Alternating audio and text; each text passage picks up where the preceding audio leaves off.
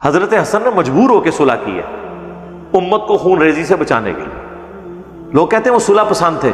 اچھا وہ صلح پسند تھے تو جنگ جمل صفین نہروان تو وہ لڑتے رہے حضرت علی کے ساتھ. وہ تو ان کے جب سرداروں نے غداری کی حضرت حسن کے ساتھ, وہ بخاری میں نے کربلا ریسرچ پیپر میں ڈالا ہے, اور حضرت معاویہ سے انہوں نے مال پانی لے کے حضرت حسن کے قتل کا منصوبہ بنا لیا. پھر حضرت حسن کو پتا چل گیا کہ یہ میرے فوجی تو میرے ساتھ بھی غداری کریں گے, اور اگر جنگ کے بعد معاویہ جیت گیا تو لوگ یہ سمجھیں گے کہ اللہ کی نصرت اس کے ساتھ آ گئی ہے, تو بہتر یہ ہے کہ میں اس کو کمپرومائز کروں. اور انہوں نے صلح کر لی. وہ صلح حسن تھی, اور صلح ہمیشہ شرائط کے اوپر ہوتی ہے.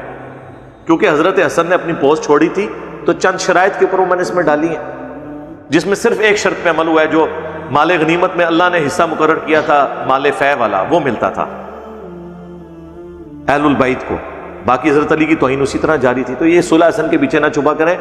صلح حسن منسوخ ہو گئی اسی دن جس دن حضرت معاویہ نے اس کی شرائط توڑ دی اور مرتے ہوئے اپنے بیٹے کو خلیفہ بنایا, جبکہ بات ہوئی تھی کہ امت کو شورا کے اوپر چھوڑیں گے. اور اگر کوئی کہتا ہے نا کہ جی ہم اس کو نہیں مانتے, تو حضرت حسین پھر یزید ابن معاویہ کے خلاف کیوں کھڑے ہوئے؟ حضرت حسین کا کھڑا ہونا اور کربلا کا ہونا یہ صلح حسن کی منسوخی ہے. آج کی ڈیٹ میں صلح حسن منسوخ ہو چکی ہے. یہ دھوکہ دینا آپ بند کریں.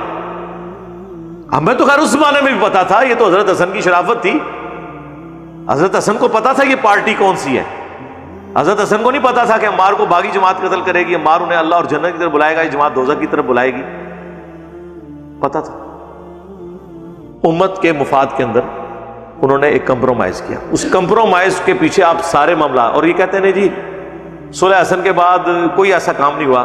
تو میں نے تو مسلم شریف سے 6229 نمبر جو حدیث بیان کی ہے, لعن اللہ ابو تراب, ابو تراب پر اللہ کی لعنت, نعوذ باللہ, یہ تو حضرت معاویہ اور ان کے بعد میں آنے والے ادوار کے اندر یہ سارے کام ہو رہے ہیں. تو آپ کس طرح کہتے ہیں صلح حسن کے بعد وہ سارے کام ختم ہو گئے تھے؟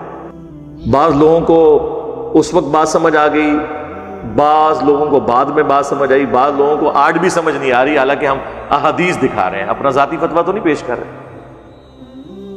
یہ چھپتے تھے حضرت عبداللہ ابن عمر کے پیچھے کہ جی وہ تو یزید کی بھی بیعت انہوں نے کر لی. بخاری مسلم میں آتا ہے کہ جب واقعہ حرہ کے بعد یزید کی فوجوں نے جو مدینے پر چڑھائی کی شہادت حسین کے بعد علیہ السلام, اہل مدینہ نے بیعت توڑ دی یزید کی. تو عبداللہ ابن عمر لوگوں کو منع کرتے تھے بیعت توڑنے سے. میرے بھائی کو جن کو منع کر رہے تھے وہ کوئی انجینئر صاحب کے اسٹوڈنٹس تھے؟ ایٹ لیسٹ تابعین تو وہ ہوں گے نا, بلکہ صحابی بھی تھے. عبداللہ ابن متی, ان کے پاس گئے, وہ بیعت توڑ رہے تھے کہ بھائی حضرت حسین کو انہوں نے قتل کر دیا, اس کے بعد کون سی گنجائش رہ گئی.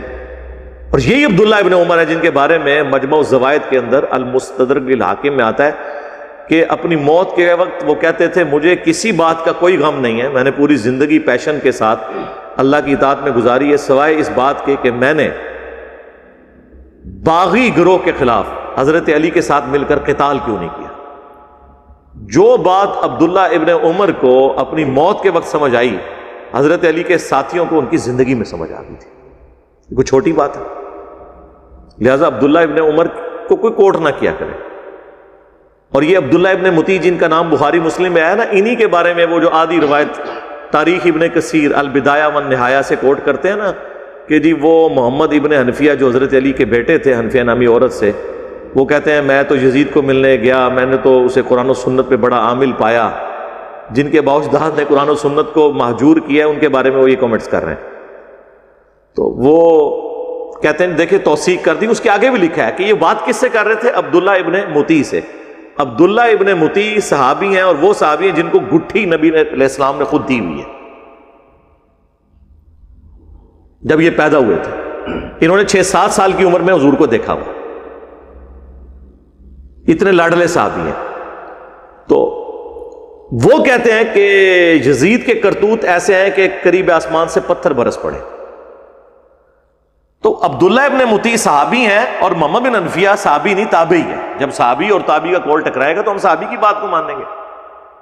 ویسے تو یہ صحابہ کی رٹ لگاتے ہیں, وہ یہ اسی طریقے سے ہے وہ جیسے لوگ عشق رسول کی رٹ لگاتے ہیں لیکن جب رسول اللہ کی کوئی بات پیش کی جائے تو ماننے کے لیے تیار ہی نہیں ہوتے.